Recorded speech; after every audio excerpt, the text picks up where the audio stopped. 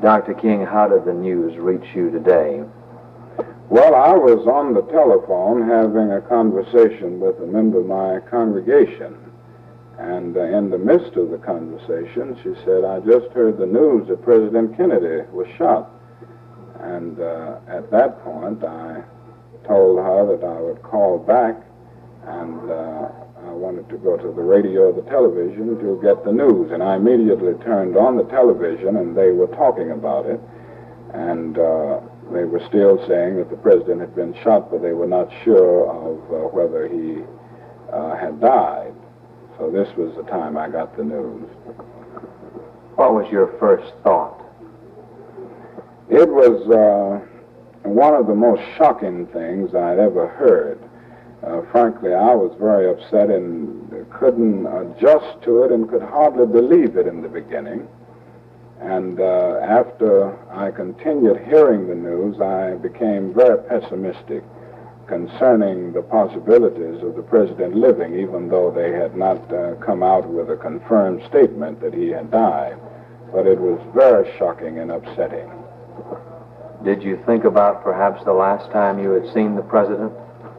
Yes, I did. Naturally, in these moments, you begin to think of personal experiences that you've had with people who pass on. And I started thinking about the several meetings that I've had with the president this year. I think I've met with him some 5 times this year. The last time was the time that I took a group up from Birmingham to discuss the crisis there after the bombing of the church and the murder of the 6 children. So all of these things came back to mind. What is the pleasantest memory you have of President Kennedy?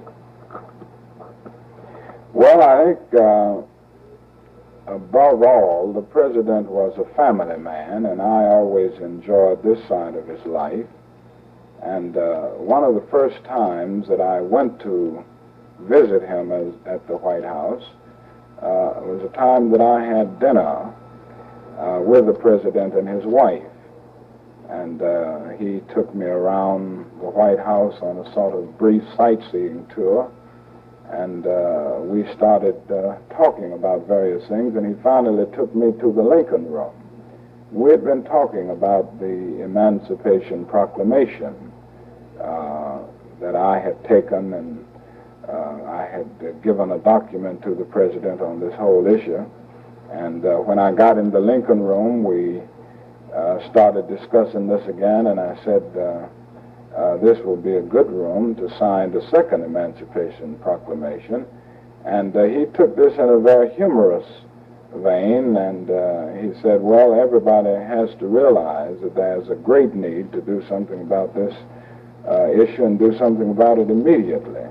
But he was not offended at all in my saying that at that instance. And I always appreciated the president's sense of humor, his devotion to his family, and I did get a chance to see some of his home life on my visits to the White House.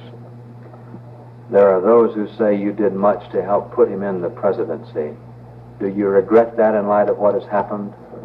Well, I'm not at all a political analyst, but there are those who contend that the Negro vote had a great deal to do with President Kennedy being elected, and that many Negroes were influenced to vote for the president because of a call that he made to my wife during an arrest here in Georgia.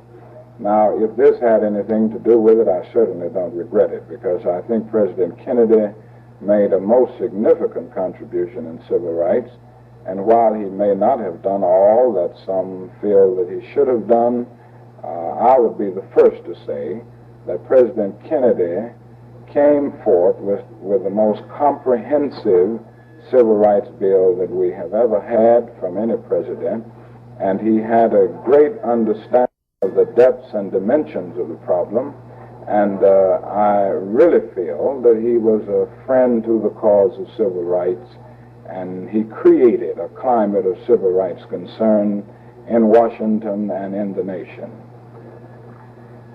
You have had attempts made on your life and have been threatened, perhaps even tonight.